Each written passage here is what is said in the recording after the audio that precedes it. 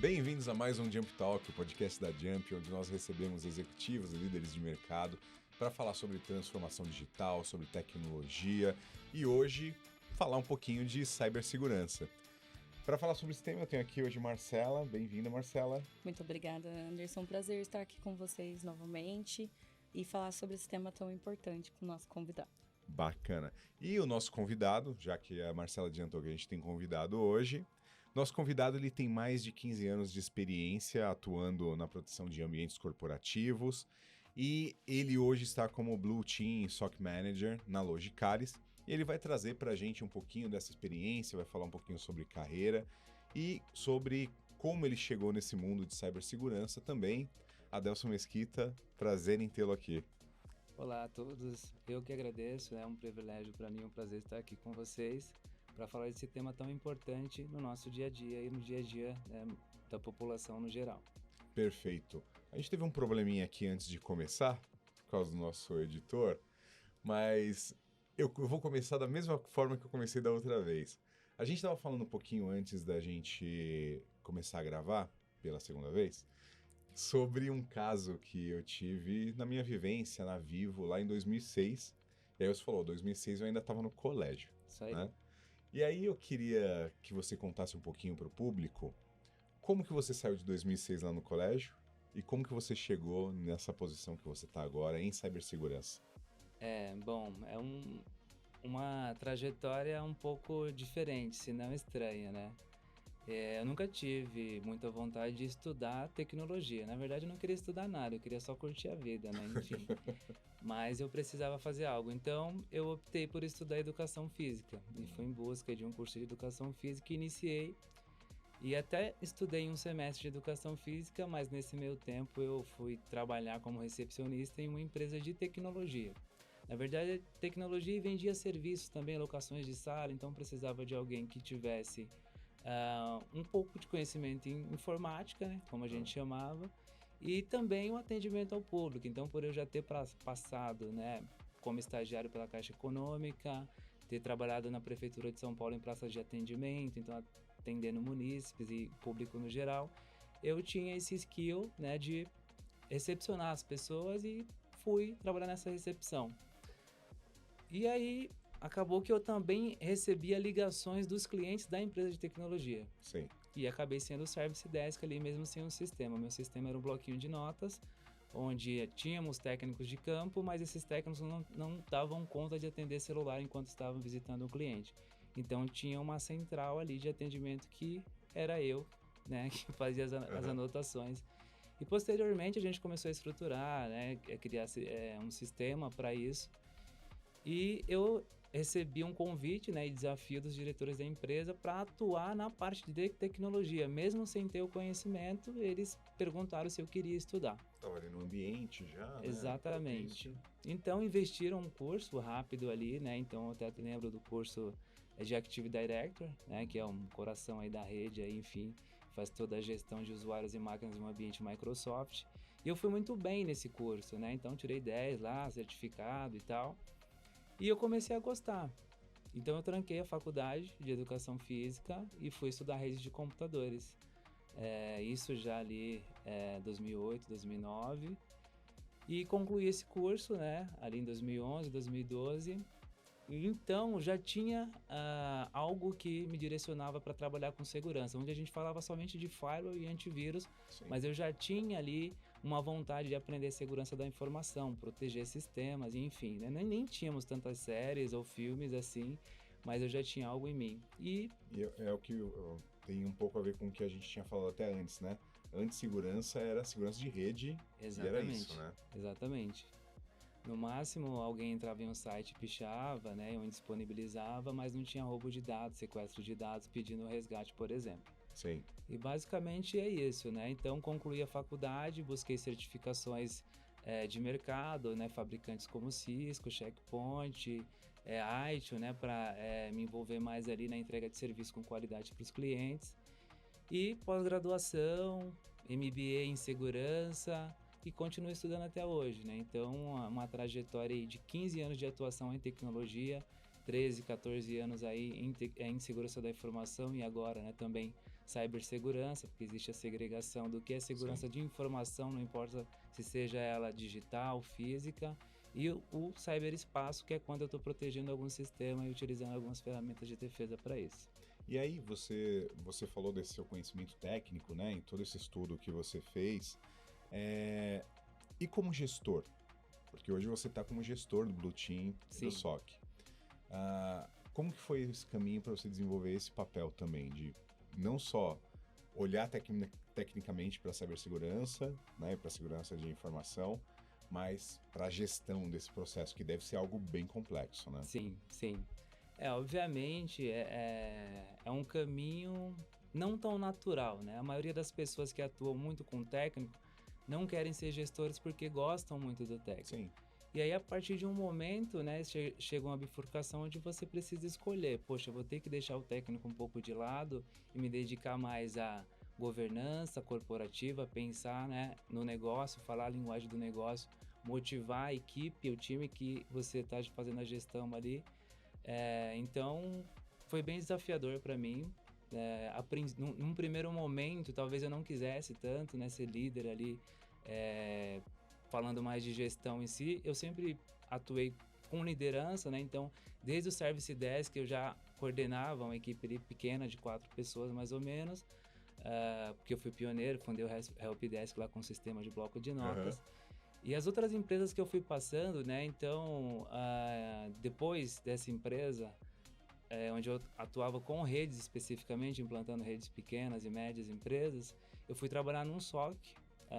E aí eu comecei a ter o contato com segurança, né? Então, CIEM, logs, análise de malware, e aí muito técnico. Mas depois eu saí do SOC, dessa empresa que era uma consultoria, e fui trabalhar num cliente final. Então era mais gestão, eu precisava fazer a gestão dos fornecedores de tecnologia. E aí liderança técnica também, pela minha bagagem, né? Fui ali fazendo uma transição meio que sem querer.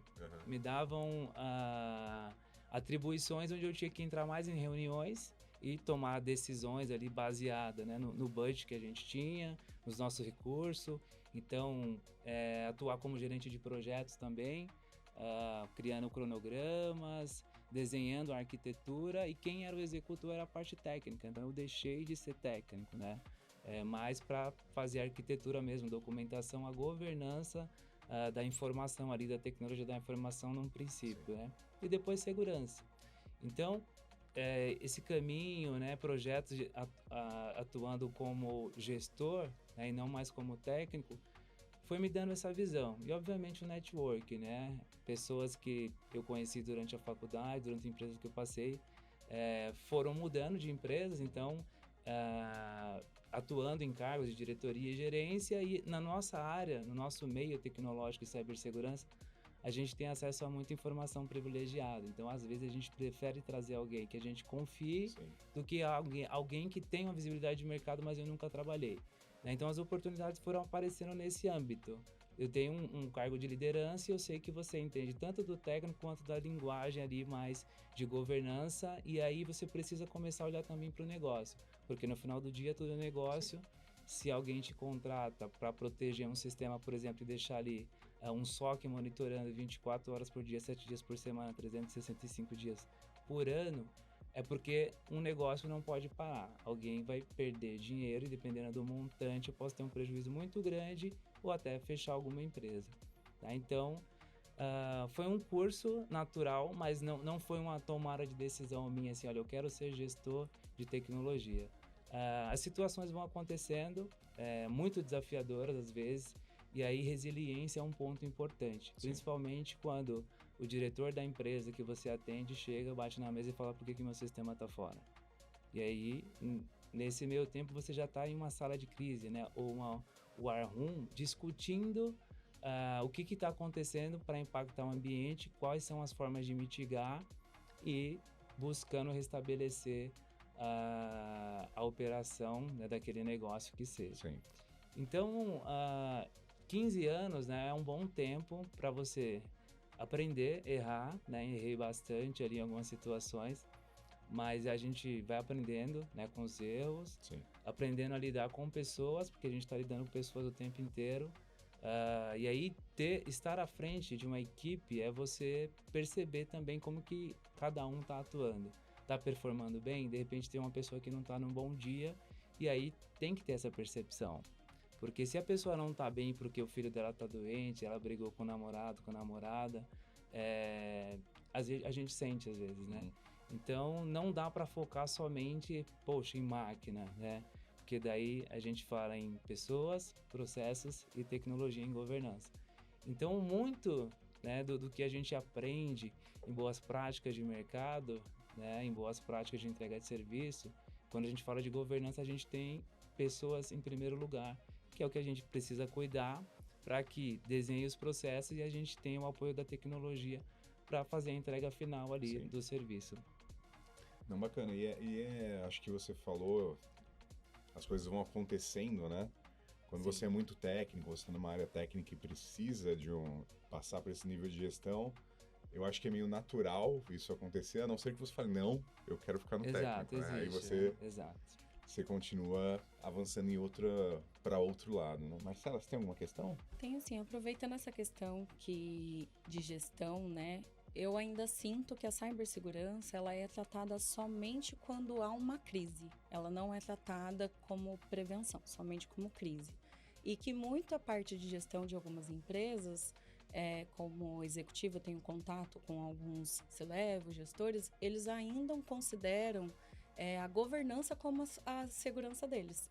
Eu queria entender um pouco com você qual é a grande diferença, né? Primeiro, eu acho que a gente tem muitos ouvintes que estão pensando em iniciar a carreira, então acho que seria importante essa definição da diferença entre cibersegurança e governança de dados, né? E também quais são os pilares importantes, né? Para que você possa, de fato, ter uma estrutura de cibersegurança efetiva na sua empresa. Bom, é um assunto bem complexo, né? E de fato, a maioria das empresas, né, não dá para falar todas, mas elas veem investimento em tecnologia, né, e em cibersegurança como um gasto, né? E não como investimento propriamente dito. E às vezes não está como prioridade ali do C-level, do board, né, dos acionistas, né, como tomada de decisão, investir em uma estrutura de segurança até que eu tenha um incidente, até que a minha rede seja comprometida por um ransomware, por exemplo, né? E aí quando você fala de governança, eu tenho uma governança corporativa, tenho uma governança de tecnologia e tenho uma governança de segurança da informação, né, que envolve cibersegurança também. As três precisam andar juntas, né? No final do dia tudo é negócio. Então hoje, tecnologia e cibersegurança não é mais uma área somente de suporte à empresa. Ela está envolvida em tudo, né? Então no negócio como um todo. Então quando eu penso que eu vou criar uma startup, né, por exemplo, financeira, que seja, ou vou vender ração pela internet, a princípio depois abrir algumas lojas, eu preciso pensar na tecnologia, eu preciso pensar qual será a forma de pagamento dos meus clientes. Vai ter cartão, então eu preciso pensar em uma certificação PCI, por exemplo. Aí eu vou para o meio da saúde, eu preciso entender e saber que tem, né, frameworks que vão me direcionar para que eu atenda a legislação, para que eu me preocupe com o dado, né, do meu cliente ou dos meus funcionários. E aí tudo isso é governança, governança de tecnologia, governança corporativa e SI, né? Então segurança da informação ali, onde elas precisam se encontrar, tá? E aí quando a gente fala de cibersegurança, então uma pessoa faz as três funções, tanto corporativa, quanto governança de tecnologia, quanto de segurança? Não, né? Tem espaço para um monte de gente e, obviamente, uma pessoa não dá conta de tudo. Você não vai ser especialista nos três assuntos. Sim. Então, por isso que existem as segregações e as áreas dentro da empresa. Eu já vivenciei, né, situações em que, de fato, não tem budget para investir em segurança. Mas depois de um ataque com impacto muito grande negativamente, o budget aparece. Os diretores se envolvem e aí, obviamente, tem que ter um investimento para, primeiro, sanar ou mitigar o prejuízo que está sendo feito ali. Então, imagine uma empresa que tem 400 funcionários parados uma semana. Quanto que é a folha de pagamento dessa empresa? Uhum. A gente tem que fazer esse cálculo e apresentar para o diretor, para o CEO, enfim, para ele entender que ter um prejuízo de uma operação parada é maior que o investimento, entendeu? O prejuízo é muito maior do que você olhar e falar, estou investindo em segurança, né? E não ficar olhando só para o aspecto técnico da segurança, Exatamente. mas para essa visão mais ampla aí junto com o negócio. Exatamente. Então, a governança, apesar de muita gente achar chato, e eu já achei em algum momento da minha vida também, é muito necessária, porque se de fato eu tenho uma governança que ela funciona, a minha segurança da informação e a minha cibersegurança vai funcionar também. E isso caminhando junto com a governança corporativa, né, onde eu tenho ali o suporte necessário do board, do C-Level, que ele compra ali a ideia de disseminar a cultura da segurança, as situações fluem melhor, né? A gente não vai ter um ambiente 100% seguro porque isso não existe. E aí muitos vendedores nunca vendam 100% de segurança no sistema, porque se for para mim eu não vou acreditar de cara, né? Vai perder a credibilidade, porque não existe 100% seguro. Existem processos bem definidos, governança corporativa, de tecnologia e de segurança da informação caminhando juntas. E aí sim, eu olho pro técnico também, né? Porque eu gosto muito de falar sobre conscientização ou awareness, né? Não adianta eu ter os melhores firewalls, antivírus, DLPs e diversas outras ferramentas que eu tenho no ambiente tecnológico para proteção se o meu funcionário, ele não, o meu colaborador, ele não tem um treinamento de tempos em tempos adequado, ele não tem um teste de phishing, eu não engajo, né, os meus treinamentos para que as pessoas entendam que elas são tão responsáveis pela informação que ela utiliza quanto a área de tecnologia e segurança, né? Então, isso é muito importante, a conscientização, porque se eu tenho um funcionário ali que ele está insatisfeito, ele pode simplesmente pegar um pendrive, colocar as informações e vender, ou subir para um ambiente de nuvem, vender as informações ou vender até o usuário dele próprio, a depender, né, da situação, como a gente viu em algumas notícias já aí, né, nos últimos meses, últimos anos, prejuízos grandes de empresas, né, que colaboradores com problemas, às vezes financeiro, como todo mundo tem dívidas, se vê numa situação que olha para o salário dele e fala, poxa, se eu vender a minha senha aqui, por essa abordagem, eu tenho 2, 3 anos de salário, digamos assim, de uma vez só, né? E aí, cada situação é uma situação, a gente precisa sempre se preocupar com as pessoas, conscientizar, e aí sim ter os controles tecnológicos para ajudar a identificar qualquer comportamento que fuja ali do dia a dia comum. Essa trinca que você falou, né? Pessoas, os processos e a tecnologia sempre Exatamente. caminhando juntos. Eu queria trazer um outro tema.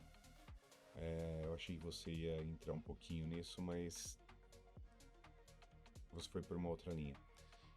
A questão dessa... Você mesmo falou, eu tenho governança. Eu já teve uma época que eu não gostava de governança, achava chato. Sim. Cibersegurança muitas vezes é visto dessa forma, e governança muitas vezes é visto dessa forma. É um mal necessário, tá aqui porque eu preciso mostrar pro board que tem cibersegurança, né? E a gente não leva em consideração que a cibersegurança, ela tá olhando não só para a tecnologia, mas está olhando para os processos, para as pessoas, tá olhando para o resultado da empresa, né? Sim. Como que a gente faz para que o time tem esse desbloqueio que você teve? De que, olha, eu não gostava de governança, eu achava chato, né? Achava que era desnecessário, era muito processo, era muito cuidado, Sim. né? Até que eu vi alguma coisa acontecer. Como que as pessoas fazem para ter esse desbloqueio sem precisar passar por uma situação de crise gigantesca? A conscientização acho que é o melhor caminho, né? Então, mostrar o resultado final, né? Tem eu já ouvi falar sobre, né, uma historinha, né? Tinha uma pessoa que trabalhou 30 anos em uma fábrica e a função dela era apertar um parafuso. E ela nunca tinha ido lá no final da esteira para olhar qual que era aquela parte, né, que ela colocava do parafuso, o que construía assim no final. E aí no último dia de emprego dele, de trabalho, ele foi lá e falou, cara, eu vou lá atrás das cortinas, enfim, onde a esteira termina, para entender o que eu ajudo a construir. Que chegou lá, ele construía um carro, então assim, era bem importante, mas ele trabalhou 30 anos e ele não tinha a visão do todo, é aquilo. Né, um corpo tem diversas partes, membros, né? Se a gente bater o dedinho vai doer, vai machucar, se a gente quebrar a gente vai sentir bastante. Poxa, mas é um dedinho, mas é parte do corpo como um todo. Né? Então, mostrar para o colaborador, para a equipe, a importância da entrega quando você cria uma regra num firewall, não é uma simples regra. Sim.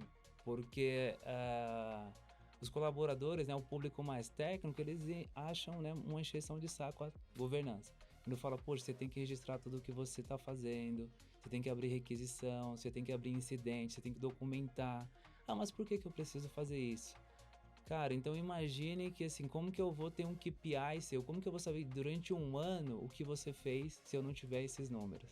E aí é onde eu tento trazer essa informação para a equipe. Falo, olha, eu sei que é chato, concordo com você que é chato, mas se a diretoria pedir um resultado em números, quanto a tua equipe está atuando, quantos incidentes foram atendidos dentro do ano, quanto que está a nossa média de detecção de anomalias dentro do ambiente, e o time está performando, eu posso ter 10 pessoas abaixo ali com 3 clientes, contratualmente falando.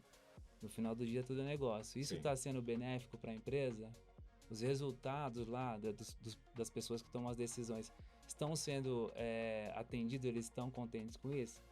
Talvez não, porque eu tenho muita gente trabalhando, né, em poucos projetos, ou seja, alguém está só olhando.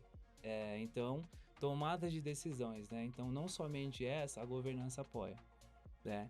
Então, mostrar o porquê que a governança é importante, eu acho que é o direcionamento para engajar o time e eles entenderem, poxa, de fato é chato, mas tem que ter, até para quando o colaborador fala, poxa, eu já tenho 3 anos de empresa, 4 anos de empresa, você não acha que está na hora de uma promoção? E aí normalmente eu falo, tá bom, vamos conversar, me mostra o que você fez nesses 3 anos, quantos incidentes você atuou, quantas crises você entrou, quantas ameaças você mitigou. Normalmente a pessoa técnica não sabe, ela olha, coça um pouco a cabeça e fala, poxa, eu não tenho isso. E aí você começa a plantar a sementinha, você tá vendo? Então vamos mudar a abordagem. Para você mostrar o seu valor, você tem que chegar com uma estrutura. Então, o que vai te dar insumo para isso é o KPI, né? O indicador-chave de performance. E aí entra a governança. Você tem que saber os números. Olha, esses 5 incidentes principais de 300 que a gente teve dentro do mês poderiam ter parado a tua empresa por 20 dias. Né? E eu, como, né, enfim, analista de segurança sênior, especialista, ajudei a construir isso, criei esse projeto, criei essa solução, essa automação, esse script, onde identificou essa possível fraude aqui no teu ambiente, por exemplo. Né? Então, entende que a governança ela sempre vai estar envolvida, né? Tanto que se a gente pegar, né, o framework NIST, eles envolveram o Gov ali, né, como sexto pilar, se eu não me engano, tendo, né, a visão de todos os outros, né, que é a identificação, a proteção e assim por diante. Não, perfeito.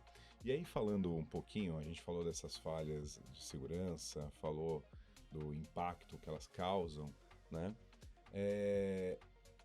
Eu queria entender como que está o cenário atual de cibersegurança. Quais são os ataques mais comuns? Quais são os riscos mais comuns que vocês atuam no dia a dia, né? E aí entender qual é a origem desses problemas também. A origem, na maioria das vezes, é uma pessoa, é um e-mail que ela recebeu e clicou sem querer, ali um phishing. Como que está o cenário hoje da cibersegurança? É uma pergunta com diversas respostas, né? Uhum. Tem vários pontos de vista. Por exemplo, como que está o mercado? O que motiva um ataque hoje em dia? O que vocês acham que motiva o ataque? Um dos maiores motivos eu acho que é dinheiro. Ganho financeiro. Ganho financeiro. Isso aí. Isso aí. Então eu posso ter a motivação de uma ameaça ali, né? De um ataque por ganho financeiro. E aí a gente está vendo uma organização muito forte. Não é mais uma pessoa, né? Mas grupos de pessoas muito com conhecimento muito bom, né, aliados aí, né, trazendo também a parte de inteligência artificial, que acabam apoiando e ajudando esse ataque, né? Por exemplo, quando a gente fala de um phishing onde um colaborador ou alguém, um usuário, clica em um link malicioso e isso pode acabar abrindo uma porta, né? Um backdoor, uma porta dos fundos, enfim, e fechando uma conexão, um shell reverso, como a gente fala no termo técnico, para o atacante, Sim. tá? Qual que foi essa motivação, né? Ele está visando atacar aquela empresa por dinheiro, ele é um concorrente que pagou para ele disponibilizar algum sistema ou até roubar alguma informação. Então eu tenho diversas motivações para um ataque, tá? O ganho financeiro é boa parte delas ultimamente, onde a gente tem visto o roubo de dados, né? Um ransomware criptografando parte de um ambiente, pedindo resgate normalmente em Bitcoin para não ser rastreado aí, então envolvendo a rede blockchain. Para quem não entende, para quem está totalmente por fora desse assunto, o ransomware é quando o atacante ele acha uma brecha, ele acessa o seu ambiente, ele pega os seus dados, criptografa de uma forma que você não consiga mais ter acesso, então ele nem precisa tirar os dados do seu ambiente no final das contas, né? E aí ele pede um resgate para você receber a chave Isso aí. para aquele cofre que ele criou, né? Descriptografar e você voltar a ter acesso aos seus arquivos, tá?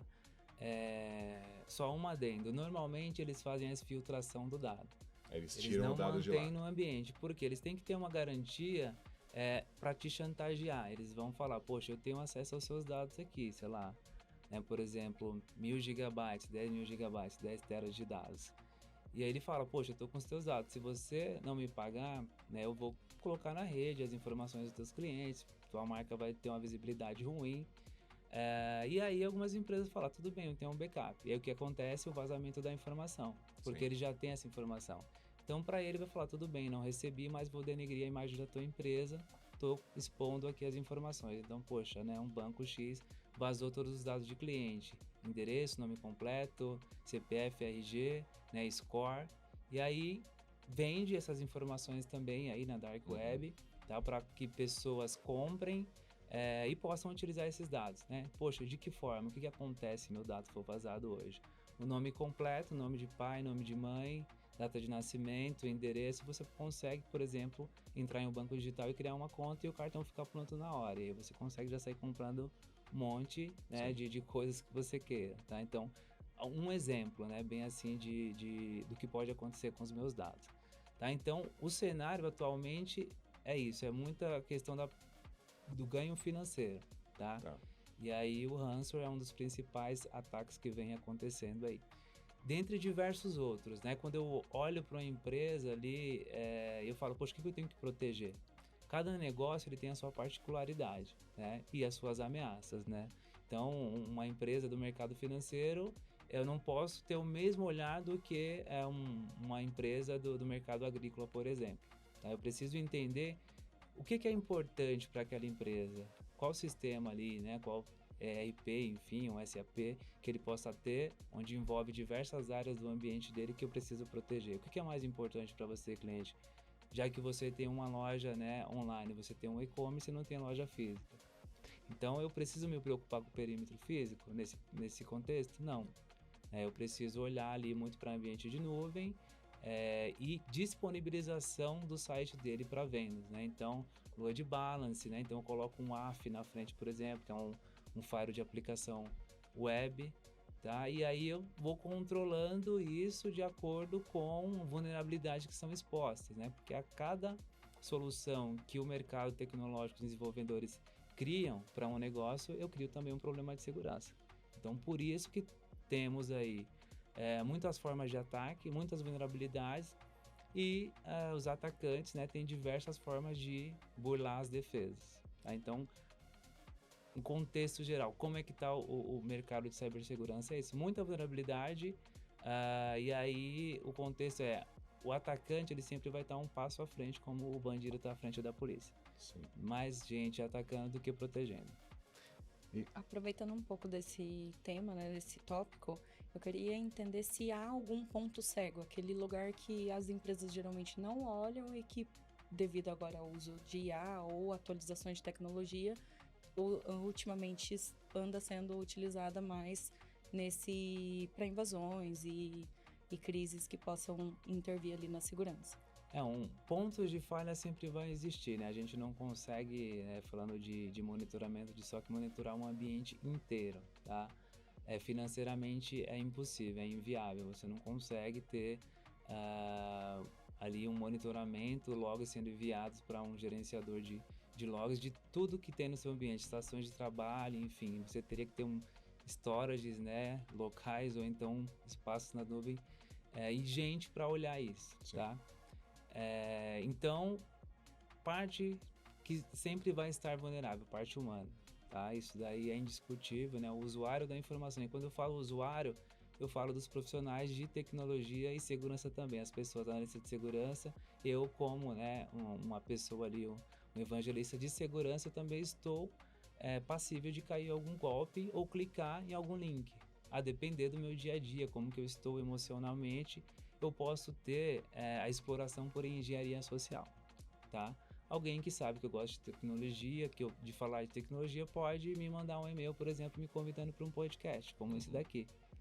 Se passando por uma empresa, sei lá, bem reconhecida do mercado, né, ou mundialmente falando, e vai falar, Delcio, clica aqui nesse link para, né, você confirmar um horário. Se eu não me atentar em olhar qual URL está sendo direcionada, né, passar o mouse em cima ali do e-mail, enfim, e não clicar, mas visualizar primeiro, eu posso sim cair em phishing, tá? Então, a parte, né, usuária é o elo mais fraco da segurança, isso é um jargão da nossa área, a gente sempre fala isso. A parte mais fraca sempre vai ser o usuário, tá? E aí tem sistemas legados, né, onde a gente não consegue ter um patch ali, uma atualização de segurança. A gente tem muitos ambientes, né, principalmente ambientes grandes, onde a gente olha ali e fala, poxa, deve ser tudo maravilhoso, né?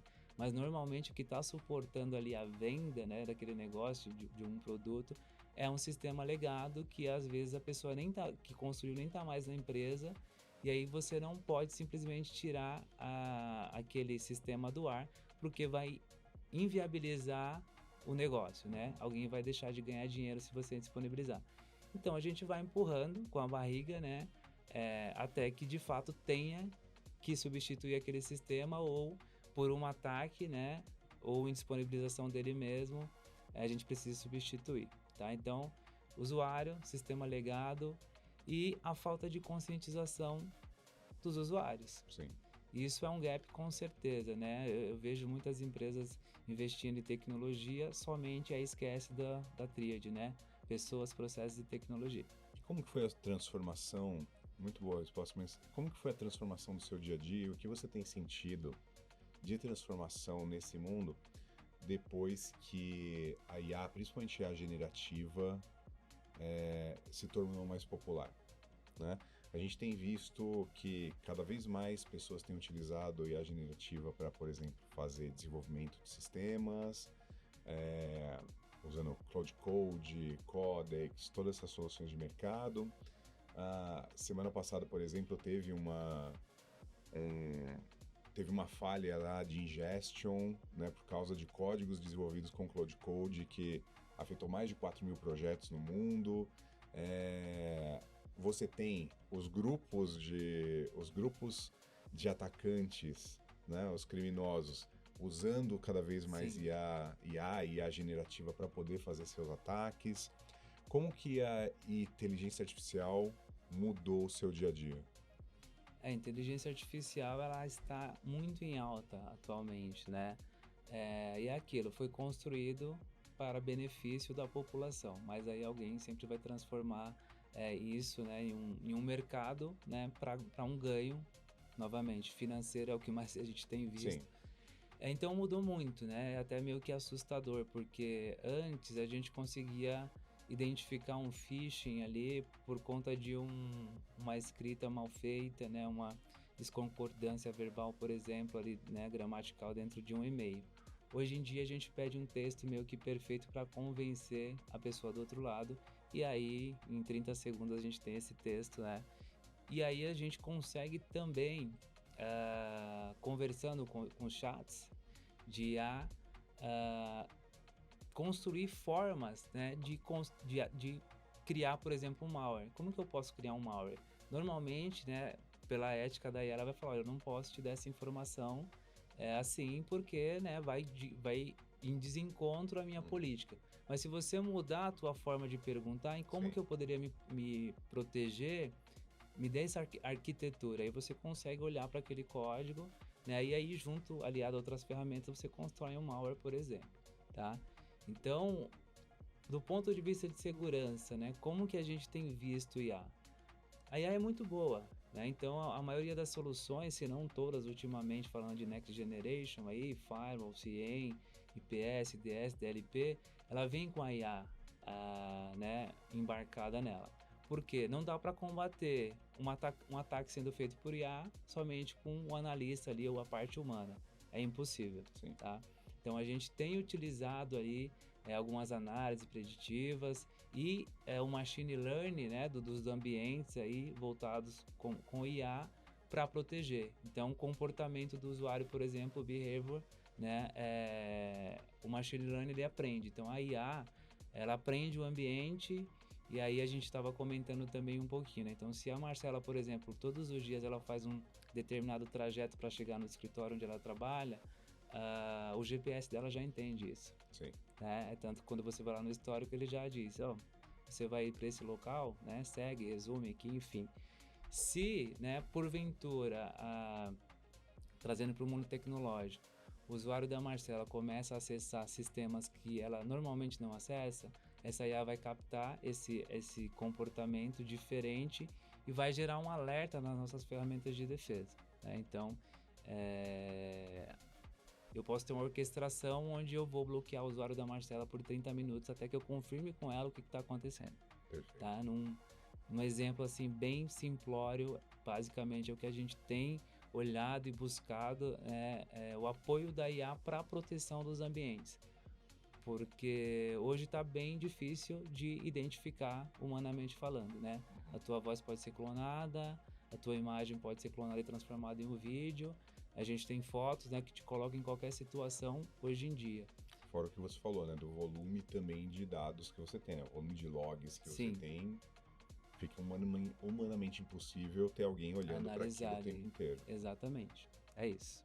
Ainda sobre os malwares, a Forbes recentemente lançou uma matéria sobre os malwares automáticos. E a primeira pergunta que eu fiz para mim mesma quando eu li a matéria foi: estamos preparados para essa guerra de máquinas? Entre uma IA de um lado tentando prestar a cibersegurança e um malware automático do outro lado tentando fazer a invasão. Estamos preparados? Eu acho que não. Minha opinião, tá? A gente chama de APT, né? Advanced Persistent Threats, né? Então, são ataques muito mais sofisticados, então ferramentas que elas são construídas, criadas para atuar de maneira autônoma. Então, ela vai ficar tentando ali, né, fazer um brute force até ela conseguir, por exemplo. Ela vai tentar achar uma brecha no seu ambiente, né, uma vulnerabilidade ali até que ela consiga explorar, tá? Então, a gente tem que aprender todo dia. Todos os dias, né, você vai entrar lá no site do cve.org, né, que é onde estão as exposições mais conhecidas aí, vulnerabilidades de mercado, né, de diversos fabricantes de firewall, tecnologia, do nosso dia a dia. Eu vou ver que eu tenho muitas lá. E a empresa, ela nunca vai conseguir tapar todos os buracos ali da CVS, tá? Então, nunca vai conseguir remendar todas as cercas do perímetro de segurança dela. Sempre vai ter algo ali que é factível do atacante explorar, tá? Então, o nosso trabalho é diário, né? E aí, quando eu falo diário, não é só, né, de dia ali, mas é 24/7. A gente precisa estar o tempo inteiro olhando. E os centros de operações de segurança fazem muito isso, né? As empresas contratam porque elas não têm o pessoal para ficar 24/7 olhando alertas, né? E aí a gente precisa ser muito inteligente para entender que um analista ou dois não vão conseguir dar conta. A IA tem que trabalhar, então nós temos que ensiná-la como funciona os ambientes e, obviamente, estudando o tempo inteiro e antenado com o que vem de novo no mercado, né? Que é muita informação. E aí eu queria emendar uma pergunta seguindo essa sua linha. Você falou aí do SOC, né? o Centro de Operações de Segurança. Como que funciona o dia a dia de um SOC? Como que é o SOC na realidade? Porque a gente olha para o SOC, a gente vê vários analistas com monitores e um painelzão na frente, né, cheio de alertas. Mas o que é o dia a dia de um SOC? Eu já trabalhei nesse formato, né? Todo mundo na mesma sala, olhando para aquele telão. Quando tem um alerta vermelho lá, a gente precisa atuar.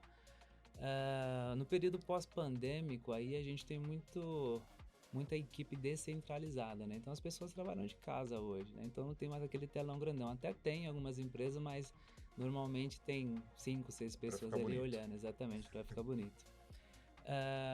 O dia a dia do SOC é muita atenção, né? A gente tem processos, né? Então, definições de regras que a gente chama aí de casos de uso, né? Todos os SOC ele tem que ter um concentrador de log, que é o SIEM ali, né? Security Event Management, para poder receber as informações de todas as outras ferramentas de segurança que eu tenho.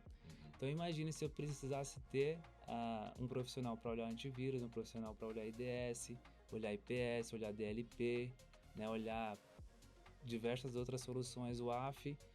Teria que ter muita gente olhando para cada ferramenta, uma console de gerenciamento de cada ferramenta. Isso inviabilizaria o negócio novamente no final do dia. Não faria sentido né, esse investimento. Tá? Então o SOC ele precisa ter o concentrador de logs, que é o CIEM, e é muito bem-vindo se ele tiver um orquestrador. Identificou uma possível ameaça dentro do ambiente, o SOAR, que é o orquestrador, ele vai me dar insumos para ter a ação de contenção. Como eu mencionei, no usuário da Marcela sendo comprometido no ambiente, a partir do momento que eu identifiquei um comportamento anômalo, o meu orquestrador, né, eu configuro isso, obviamente, ele não vem pronto, eu coloco lá a caixinha para rodar e está funcionando, né? Então a gente configura para que ele aprenda do ambiente e esse orquestrador vai tomar essa ação de bloquear o usuário da Marcela, bloquear a máquina dela e de repente até fazer uma ligação para um analista que tem que estar de plantão ali de sobreaviso para fazer aquela análise, tá? Então o dia a dia de um SOC é analisar logs, então eu tenho que saber ler log, né, falando tecnicamente, tá? Mas eu tenho que ter a governança, os processos funcionando muito bem, porque eu tenho os meus níveis de atendimento, né? Não dá para colocar um especialista, por exemplo, para olhar e fazer a primeira triagem do alerta. Então eu tenho o meu N1, né, que é o meu júnior ali, olhando para esse embate inicial ali, fazendo essa triagem.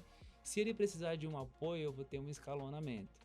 Então, vou ter um profissional que tem um conhecimento a mais, uma vivência a mais do mercado tecnológico, de cibersegurança, né, das ferramentas de segurança em si, para poder fazer uma análise mais aprofundada e responder aquele incidente. Tá? Aí tem o nível 3, que é quando eu tenho ali, né, uma sala de crise de fato e eu falo, poxa, o N1 não conseguiu resolver, o N2 também não, então a gente vai para o especialista ali, para o N3, que é, né, quem precisa resolver.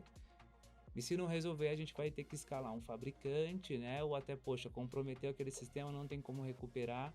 Quem que a gente vai precisar envolver? Aí entra a parte de governança novamente. Chegamos até aqui e não resolvemos. Qual que é o próximo passo do fluxo?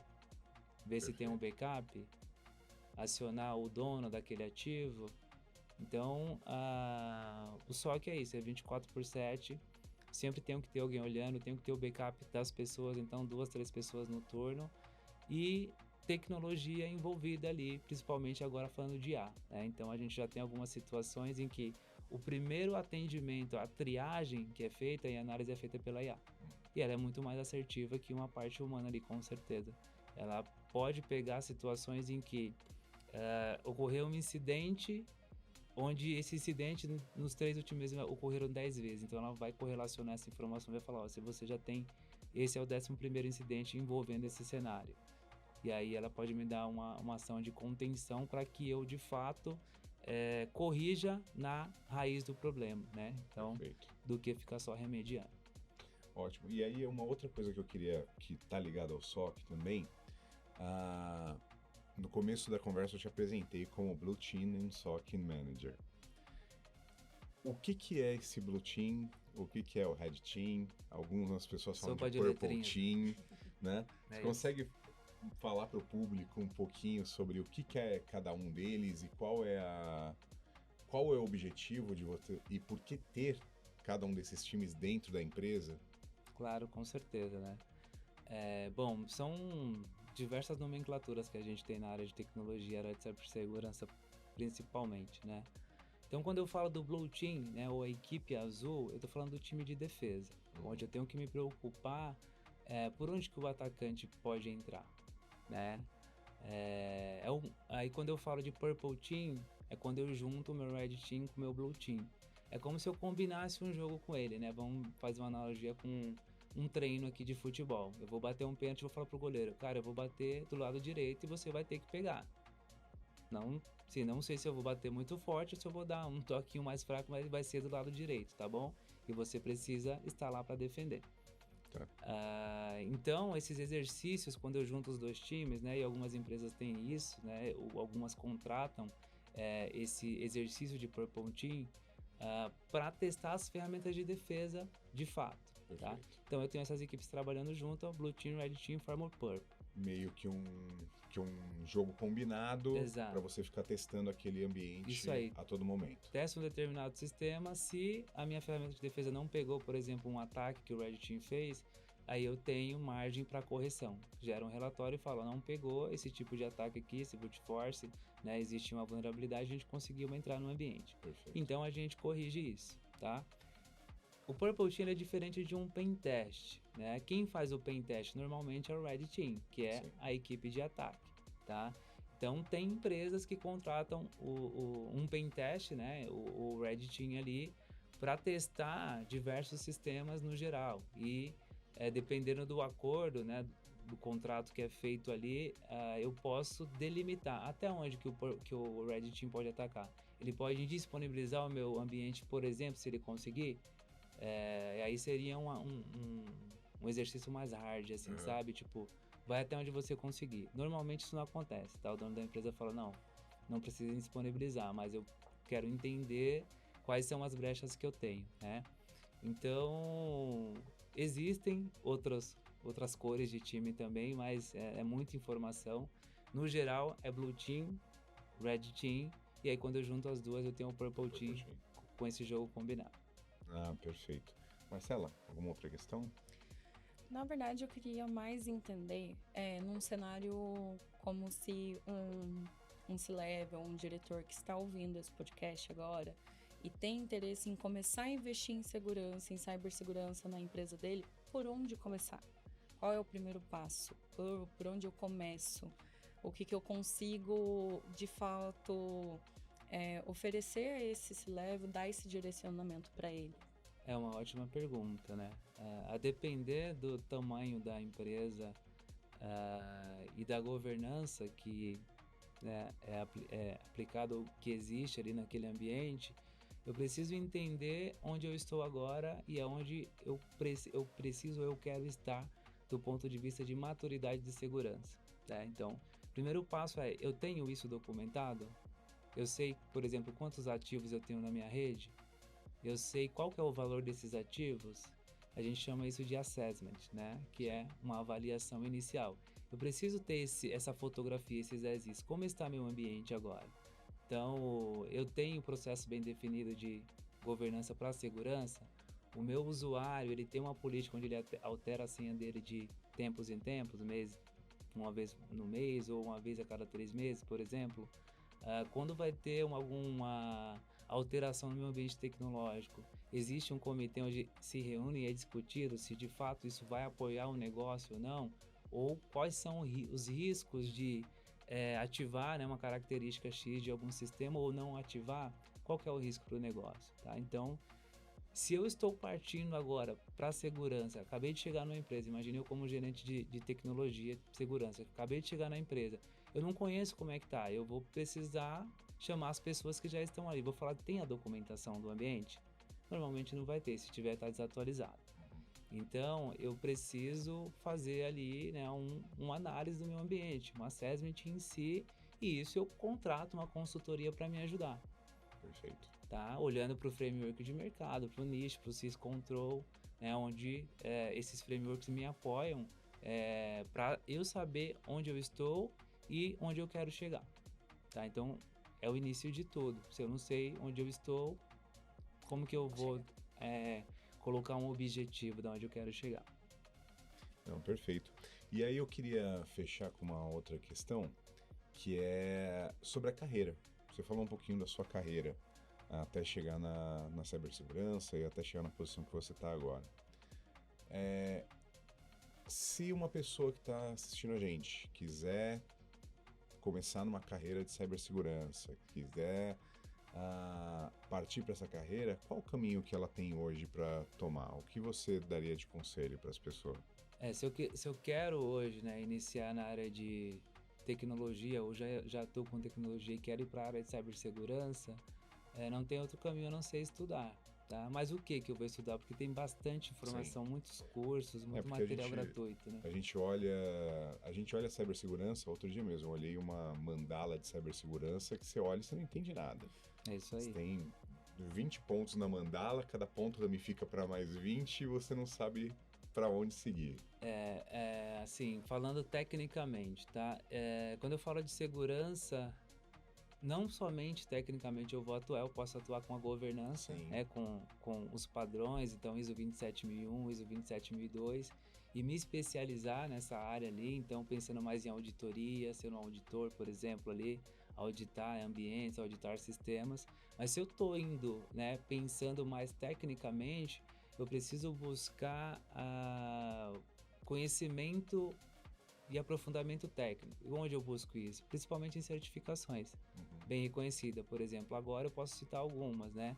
De porta de entrada em cibersegurança, Security Plus, eu tenho o CCNA da Cisco, que ainda é uma certificação bem de peso de mercado e tem um material muito bom de vai te direcionar, né, para o conhecimento de redes, infraestrutura, principais protocolos de internet, TCP/IP, DNS e assim por diante, né? A buscar uma mentoria também é importante, a gente tem algumas no mercado, né? E aí uma pessoa que já tem uma vivência na área que pode te direcionar para isso, tá? Então, não tem outro caminho, não dá para você dormir hoje e sonhar com cibersegurança e amanhã acordar um especialista. Você vai ter que ter um caminho, tem que ter a paciência. E aí, poxa, quero entrar na área, estudei, tirei certificação, mas ninguém me achou. Tem a parte também que você precisa vender o seu perfil, né? Então, hoje a principal plataforma onde os recrutadores encontram os profissionais é o LinkedIn. Então, eu sempre menciono, né? Eu particularmente também dou aula de tecnologia e cibersegurança. Então, eu direciono esses alunos não somente no conhecimento técnico, mas como se comportar numa entrevista, como se comportar na rede social profissional para chamar a atenção dos recrutadores e aí sim mostrar que você é um potencial candidato a ocupar um cargo, né, inicialmente de júnior e aí crescendo dentro de um ambiente corporativo, por exemplo. E às vezes encorajo também a empreender. Por que você não abre uma consultoria e presta esse serviço de repente para profissionais liberais que estão começando agora? Perfeito, ótimo. Muito bom, Adelson. Alguma pergunta, Marcela, para encerrar? Podemos encerrar. Adelson, primeiro, Marcelo, muito obrigado Muito por obrigada. participar. E Adelson, acho que a conversa aqui foi muito rica, a gente gostei bastante. Que bom. Ouvi uns termos aí que eu não conhecia, depois eu vou Isso aí. procurar. A gente sempre tem que estudar. Isso aí. Né? E Adelson, agradeço demais a sua presença e espero te receber aqui novamente para um outro papo. Eu que agradeço, pessoal. Muito obrigado. Obrigado a você que assistiu esse Jump Talk e até o próximo episódio.